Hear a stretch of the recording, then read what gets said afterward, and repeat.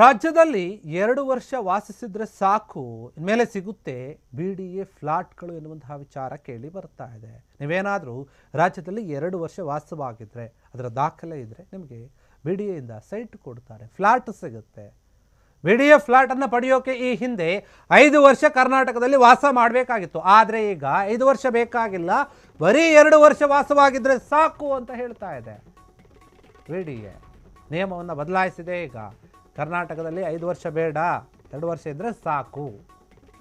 ಇನ್ನು ಮುಂದೆ ನೀವು 2 ವರ್ಷ ಇದ್ದರೆ ಸಾಕು ಅಂತ ಹೇಳ್ತಾ ಇದೆ. ನಿಮಗೆ BDA ವಸತಿ ಮನೆ ಸಿಕ್ಕುತ್ತೆ. ಫ್ಲಾಟ್ ಹಂಚಿಕೆ ನಿಯಮವನ್ನು ಮಾರ್ಪಾಡು ಮಾಡಿದೆ ಈಗ BDA.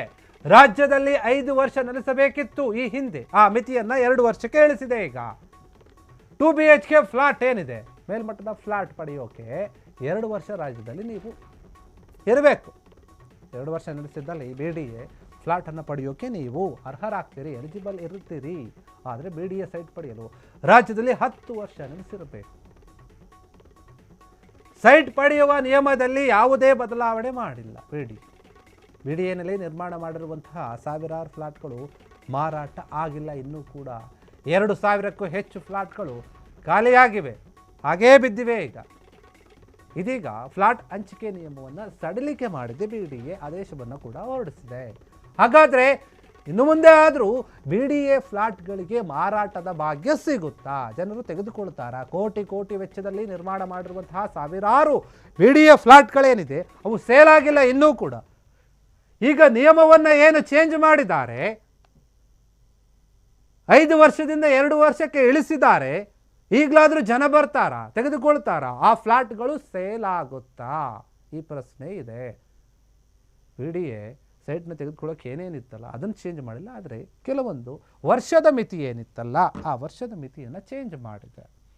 5 ವರ್ಷ ಬೇಕಾಗಿಲ್ಲ, 2 ವರ್ಷ ಇದ್ದರೆ ಸಾಕು ರಾಜ್ಯದಲ್ಲಿ ಅಂತ ಹೇಳ್ತಾ ಇದ್ದಾರೆ. ಇನ್ನು ಮೇಲೆ ನೀವು ತಲೆ ಕೆಡಿಸ್ಕೊಳ್ಕೋಬೇಕು. 2 BHK ಪ್ಲಾಟ್ ಅಥವಾ ಅದಕ್ಕಿಂತ ಮೇಲೆ ಏನಾದರೂ ನೀವು ತಗೊಳ್ಬೇಕು ಅಂದರೆ 2 ವರ್ಷ ಇರಬೇಕಾಗುತ್ತೆ, ವಾಸ ಮಾಡಿರಬೇಕಾಗುತ್ತೆ. ನೀವು ಅದಕ್ಕೆ ಎಲಿಜಿಬಲ್ ಆಗ್ತೀರಿ, ಅರ್ಹರಾಗಿರ್ತೀರಿ. ಯಾರು ಒಂದು ಫ್ಲಾಟನ್ನು ತೆಗೆದುಕೊಳ್ಳಬೇಕು, ಸ್ವಂತ ಮನೆಯನ್ನು ಹೊಂದಬೇಕು ಎನ್ನುವಂತಹ ಆಸೆಯಲ್ಲಿ ಇರ್ತೀರೋ, ಯೋಚನೆ ಮಾಡಿರ್ತಾರೋ ಅವರಿಗೆ ಒಂದು ರೀತಿಯಲ್ಲಿ ಸಿಹಿ ಸುದ್ದಿ ಅಂತಾನೆ ಹೇಳ್ಬೋದು. 5 ವರ್ಷದ ಒಂದು ಅವಧಿ ಏನಿತ್ತು ನೀವು ಇರಬೇಕು ಅಂತ ಹೇಳಿ, ಅದು 2 ವರ್ಷಕ್ಕೆ ಇಳಿಸಿದ್ದಾರೆ. 2 BHK 3 BHK 4 BHK ಈ ರೀತಿಯಾಗಿ ಏನಾದರೂ ಫ್ಲಾಟ್ಗಳನ್ನು ತಗೊಳ್ತೀರಿ ಅಂತಂದರೆ 2 ವರ್ಷ ಇದ್ದರೆ ಸಾಕು, ಕಡ್ಡಾಯ ಅಂತ ಕೂಡ ಹೇಳ್ತಾ ಇದ್ದಾರೆ. 5 ವರ್ಷದಿಂದ 2 ವರ್ಷ ಮಾಡಿದ್ದಾರೆ. ಹೀಗಾಗಿ ಇನ್ನು ಮುಂದೆ ಆದರೂ ಫ್ಲಾಟ್ಗಳು ಸೇಲ್ ಆಗುತ್ತಾ ಆ ಪ್ರಶ್ನೆ ಇದೆ. ಯಾಕಂದರೆ ಸಾಕಷ್ಟು ಬ್ಯಾಲೆನ್ಸ್ ಇದ್ದಾವೆ, ಫ್ಲಾಟ್ಗಳು ಸೇಲ್ ಆಗಿಲ್ಲ. ಕೋಟ್ಯಾಂತರ ರೂಪಾಯಿ ವೆಚ್ಚದಲ್ಲಿ ಫ್ಲಾಟನ್ನು ನಿರ್ಮಾಣ ಮಾಡಿತ್ತು BDA. ಹೀಗಾಗಿ ಅವು ಮಾರಾಟ ಆಗುತ್ತಾ ಅನ್ನೋ ಪ್ರಶ್ನೆ ಇದೆ. 2,000ಕ್ಕೂ ಹೆಚ್ಚು ಫ್ಲಾಟ್ಗಳೇನಿದೆ ಅದು ಖಾಲಿಯಾಗಿದ್ದಾವೆ, ಯಾರೂ ಕೂಡ ತೆಗೆದುಕೊಂಡಿಲ್ಲ.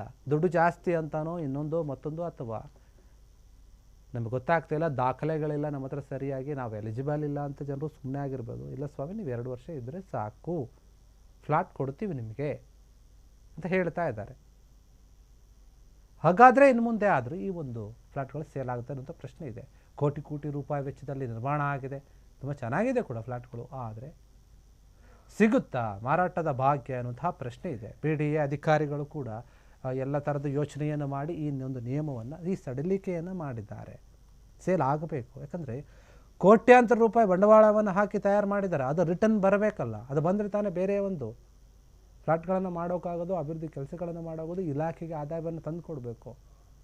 ಏನಾದರೂ ಒಂದು ಮಾಡಲೇಬೇಕು, ಇಲ್ಲಾಂದರೆ ಅದು ಹಂಗೆ ಖಾಲಿ ಇರುತ್ತೆ, ಕಟ್ಟಿಸಿದ್ದು ಹಳೇದಾಗೋಗುತ್ತೆ. ಹೀಗಾಗಿ BDA ಯೋಚನೆ ಮಾಡ್ತಾ ಇದೆ. ಬೆಂಗಳೂರು ಅಭಿವೃದ್ಧಿ ಪ್ರಾಧಿಕಾರ ಏನಿದೆ ಅದು ಈ ರೀತಿಯಾಗಿ 2 ವರ್ಷಕ್ಕೆ ಇಳಿಸಿದೆ. ಕ್ಷಣದ ಸುದ್ದಿಗಳಿಗಾಗಿ ಫ್ರೀಡಂ ಟಿವಿ ಸಬ್ಸ್ಕ್ರೈಬ್ ಮಾಡಿ, ಲೈಕ್ ಮಾಡಿ ಹಾಗೂ ಫಾಲೋ ಮಾಡಿ. ಹೊಸ ಸುದ್ದಿಗಳ ನೋಟಿಫಿಕೇಶನ್ಗಾಗಿ ಬೆಲ್ ಐಕಾನ್ ಮೇಲೆ ಕ್ಲಿಕ್ ಮಾಡಿ.